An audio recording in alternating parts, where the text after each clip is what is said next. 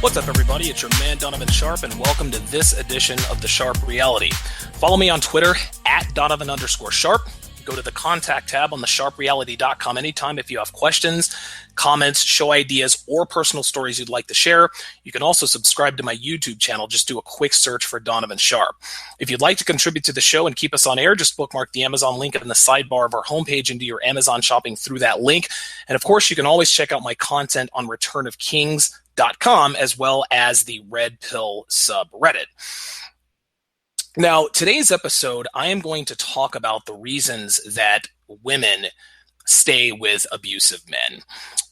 It is, and I'm not going to preface this by saying, I'm not going to qualify this by saying it is my assertion or in my opinion or I think that. The fact of the matter is that women are infinitely more loyal to men who are physically and mentally abusive to them than men who are not. Now, let me go ahead and throw this disclaimer out there.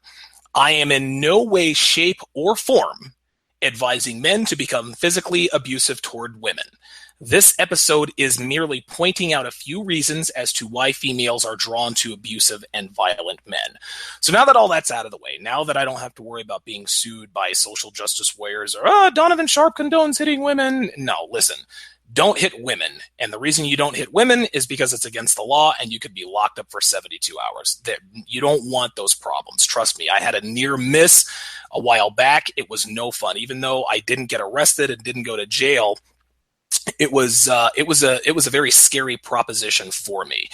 Definitely refer to the episode 20, how I narrowly avoided a false domestic violence accusation. So let's get to it. We've all heard stories about women who are in relationships with physically abusive men. You know, during these conversations, we hear things like, she must have low self-esteem, or she must have some sort of mental illness. Those are usually the things that come up in these conversations. Now, granted, there may be some truth to those and other statements like them, but men who have a good understanding of the true nature of women know that in this day and age, it is their very nature combined with this feminist culture that we're currently entrenched in that contributes to their decisions to stick around men who abuse them. So what I'm going to do is I'm going to give you the three most prevalent reasons that most women stay with abusive men. And listen, most women and men for that matter would never openly lend credence to this stuff. But I'm going to go ahead and give you three of the biggest reasons men cannot get enough of abusive men. Number one, it's a turn on. Women have been aroused by violent men since the dawn of time. Whether they admit it or not, they're attracted to that. It doesn't matter if their particular brand of violence is legal, if they're a boxer, MMA, etc., or if that violence is turned on to them. Men who trade in violence, whether it's domestic, professionally, whether it's legal or illegal, it moistens the panties of females. That's the bottom line. And of course, females would never say this out loud. A girl would never tell her friends, my physically abusive boyfriend scares the shit out of me, but it turns me on. At that point, she'll make herself look bad and be subjected to a battery of questions, furtive glances. Her friends will constantly voice their, quote, concern for their friend. And as a side note, women don't really give a shit about other women who are in abusive relationships, even if it's their best friend. They don't really care. They care in the 9-minute conversation that they're having with their friend. Oh, my boyfriend's abusive. They care about him at that point. But as soon as she hangs up the phone or as soon as they get up from coffee, she doesn't give a shit about her friend and her problems. This is just how women are. But back to the topic at hand. We here in the sphere, we know the truth, all right? Anyone who doubts this particular axiom, we don't need to look any further than the case of Chris Brown, okay? We all remember the Chris Brown Rihanna thing. He's been the butt of plenty of jokes, but guess what, guys? His career hasn't suffered. In fact, since he beat the shit out of Rihanna, his celebrity has increased exponentially, and most of his fans are female. Okay. Now, the Huffington Post and BuzzFeed, they both posted articles in the wake of what they described as disturbing reactions to Brown's domestic abuse charges. They were just beside themselves with befuddlement as to why women would openly admit to being aroused by Chris Brown's violence towards women. And you can just do a quick search for Twitter feeds about Chris Brown's violence. One girl said, "Everyone shut up about Chris Brown being a woman beater. Shit, he can beat me up all night if he wants." Another girl said, "Not gonna lie, I think I'd let Chris Brown beat me." Anyone, like I said, anyone who knows a woman's true nature, this should come as no surprise. It should also come as no surprise to anyone here that, you know, the two actually reconciled at one point when Rihanna decided to, quote, put the incident behind her. And truth be told, no matter who they're dating, she'll continue to fuck him until the day she dies. Whitney Houston was much the same way. Bobby Brown cheated on her. He was physically abusive, allegedly. But guess what? Bobby kept fucking Whitney. Whitney kept fucking Bobby. Women can't get enough of that stuff. But the Chris Brown Rihanna situation, that's hardly the tip of the iceberg. Women have always been drawn to violent men. We hear and read stories all the time for women who fall for serial killers. There are also women who date and even marry men who are in jail. I think Charles Manson, got married to one of his fangirls. A buddy of mine told me that one girl that he worked with was married to a guy who was in a Las Vegas prison, and they verified it and everything. This is just how it is. Violent men, abusive men turn women on, and this is one of the reasons they stick around. The second reason is excitement.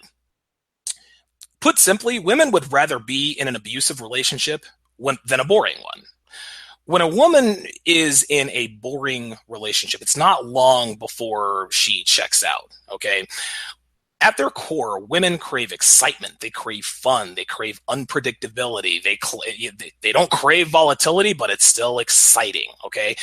And if they're not getting it from their men, all right, they'll eventually find it somewhere else, as we all know. However, when a female is in a physically abusive relationship, there's not any boredom, okay? No, listen, there's no fun getting her ass kicked, okay? There's no fun in being fearful of him coming home drunk and beating her up. That's not fun, all right? But the adrenaline rush that comes with his unpredictability, his volatile mood, it keeps her on her toes, and really, for better or worse, it keeps her around. My ex-wife's grandmother, she was married to an alcoholic who was extremely abusive. I remember she used to tell us these stories all the time about how he'd come home drunk and they'd have shouting matches. And she talked about all the beatings that, she took at his hands when he stumbled in, this and that or the other. But at the end of every story, she would always sort of smile and shake her head. And with almost like a slight chuckle, she'd say, "Well, there's never a dull moment with that one." She did this every time without fail. But what blew my socks off was when she told us that she never stopped loving him even after he died. Now, of course, this was pre-Red Pill awakening. But looking back on it now, that doesn't surprise me that she said that. A man who beat her ass, who did wrong by her, who was physically and emotionally abusive toward her, yet she still loved him until the day he died and even afterwards. Women might not always choose or even get a chance to choose between boredom and violence when it comes to their men. But you can bet your ass that they are much more attracted to violent men. They respect violence. They are more aroused by it. And listen, if given the choice, again, you can bet your bottom dollar that they secretly inside, whether they acknowledge it or not, their feminine hard drive will be drawn to the more violent relationship than to the boring one. The last and final reason women stay around violent men is depedestalization. Okay, the pussy's not put on a pedestal. Putting today's woman on a pedestal is one of the quickest ways to move to the bottom of her proverbial totem pole of potential suitors. Okay, the reason for this, we all know that, is because females in this part of the world, they're worshipped by birth from birth by males. All right. So when a man exhibits similar reverence in her presence, it doesn't really arouse her because she is quite literally desensitized to that kind of attention. I actually wrote about this in an article I penned for Return to Kings called "An Open Letter to Women in the West." The thing is women have been getting male attention all their lives, and they can get it whenever they want. And at its core, it's human nature to take something for granted if it's readily available to us. And male idolatry, it's no different. Male attention is no different. Women who are in abusive relationships are well aware that the men who are beating them, they don't worship the ground they walk on. Okay. The moment he puts his hands on her, the very first time he abuses her physically, it becomes crystal clear that he doesn't give a damn about hurting her feelings, and he couldn't care less about pissing her off. He just couldn't. Thanks to feminism, this utter disregard for her mental and physical well-being is twisted into being viewed as a commodity by the warped and unhealthy female mind. She'll never think to herself out loud, like, this is all done on a subconscious level. She'll never think, my boyfriend hits me, so this is a good thing and I will stay with him because he doesn't worship me, okay? Subconsciously, though, like I said, she is drawn to him because he is unafraid to impose his will on her. And violence is the end-all, be-all in that respect. And unfortunately, this is the fucked up part about this, is that we can all sit here and blame violent men for beating and abusing women.